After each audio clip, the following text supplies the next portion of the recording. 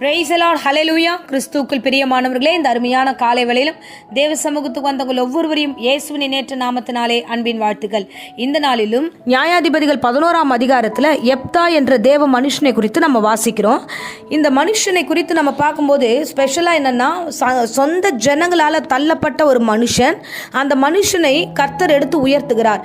இப்பொழுது அவனுக்கு விரோதமாக ஒரு காரியம் நடக்கிறது. என்ன நடக்குது அப்படின்னா, அங்கே பார்த்தீங்கன்னா இஸ்ரவேல் ஜனங்களுக்கு விரோதமாக அம்மோன் புத்திரர்கள் ஒவ்வொரு முறையும் படையெடுத்து வருகிறார்கள். அதே மாதிரி இந்த எப்தா ஜனத்துக்கும் விரோதமாகவும் இந்த அம்மோன் புத்திரர்கள் வருகிறார்கள்.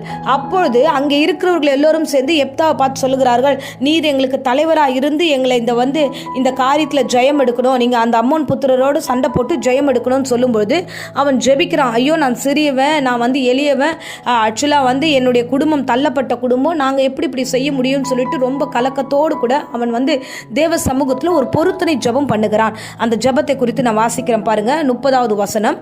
கர்த்தருக்கு ஒரு பொருத்தனை பண்ணி, தேவரீர் அம்மோன் புத்திரர் என் கையில் ஒப்பு கொடுத்தால் எனக்கு எதிர்கொண்டு வருகிறது எதுவோ அதை நான் உங்களுக்கு சர்வாங்க தகன பலியாக நான் ஒப்பு கொடுப்பேன் என்று ஒரு பொருத்தனை பண்ணினான். அந்த பொருத்தனையை கர்த்தர் அங்கீகரித்தார்.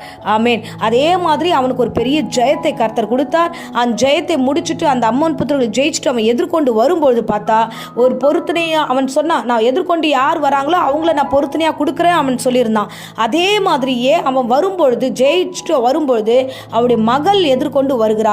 பார்த்து ஒரே என்ன பண்றதுனே தெரியல, ஒரே கலக்கத்தோட வேதனையோடு கூட அவன் என்ன பண்ணுகிறான், இல்லை நம்ம கடவுளுக்கு ஒரு பொருத்தனை பண்ணிட்டோம், அந்த பொருத்தனையை நம்ம செலுத்த வேண்டும் என்று மனப்பூர்வமாக அந்த பொருத்தனையை தன் மகளை குறித்து ஆண்டவருடைய சமூகத்தில் ஒப்பு கொடுத்தான். அல்லேலூயா.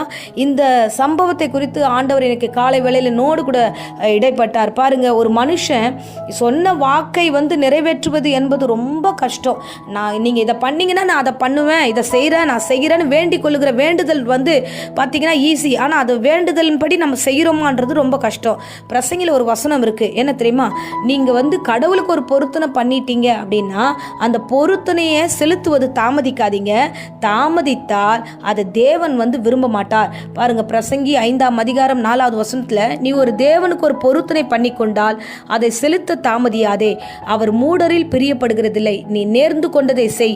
நீ நேர்ந்து கொண்டதை செய்யாமல் போவதை பார்க்கிலும் நேர்ந்து கொள்ளாமல் இருப்பதே நலம். இந்த வசனம் எவ்வளோ உணர்வுள்ள வசனம் பாருங்க.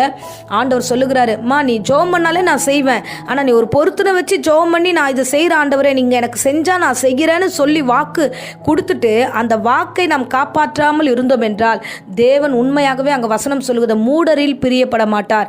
இப்படி சொல்லி ஏமாற்றுவதை காட்டிலும் சாதாரணமாக ஜெபம் பண்ணிட்டு போயிடலாம். நீ நேர்ந்து கொள்ளாத, நீ ப்ரே பண்ணாத, இந்த மாதிரி ஒரு பொருத்தனையெல்லாம் நீங்கள் வைக்காதீங்க. உங்களால் அந்த பொருத்தனையை சரியாக செய்ய முடியும்னு நீங்கள் தீர்மானம் பண்ணீங்கன்னா அதை செய்யுங்கன்றாங்க. பாருங்க, எப்தாக்கு எதிர்கொண்டு வரா.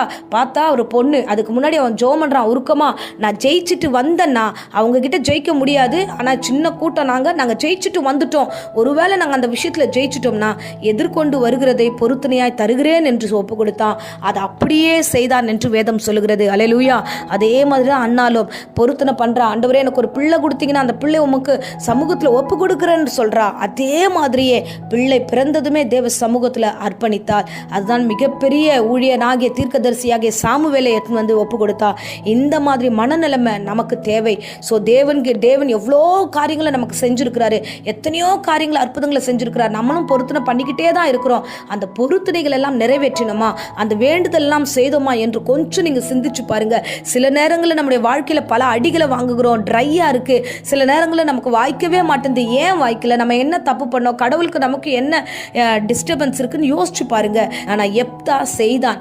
மிஸ்பாவுக்கு ஜெபம் பண்ணுறான், ஆலயத்துக்கு ஜெபம் பண்ணி அந்த ஜெபத்தின்படியே தன் வாழ்க்கையை அப்படியே செய்தான், ஒப்பு கொடுத்தான், அவன் பொருத்தனை நிறைவேற்றினான். கர்த்தரும் அவனை ஆசீர்வாதமாய் நடத்தினார். ஸோ இந்த வேலையில் கூட நீங்களும் ஏதாகிலும் இந்த ஒரு வேலையில் இந்த மாதிரியான ஒரு காரியம் யோசிச்சிருந்தீங்கன்னா அதை நிறைவேற்றுங்க, தாமதியாதீங்க, தேவனோடு ஒப்புரவாகுங்க. நிச்சயமாய் பெரிய காரியங்கள் கர்த்தர் உங்களுக்கு செய்வார். இப்போது மடியேன் உங்களுக்காக ஜெபிக்கிறேன். அன்பு ரட்சகா, இந்த அருமையான தருணத்துக்காய் ஸ்தோத்திரம். ஆண்டவரே, இந்த ஜெபத்தை கேட்ட, அந்த பிரசங்கத்தை கேட்ட ஒவ்வொரு பிள்ளைகளையும் ஆசீர்வதிங்க. ஆண்டவரே, வேண்டிக் கொண்ட அந்த வேண்டுதலை நிறைவேற்றுகிற பிள்ளைகளாய் நடத்துவீராக.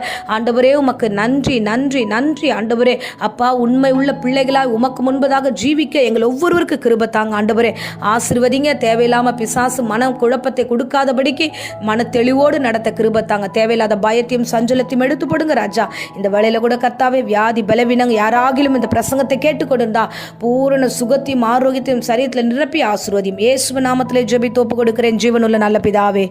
ஆமேன் ஆமேன். Praise the Lord. God bless you.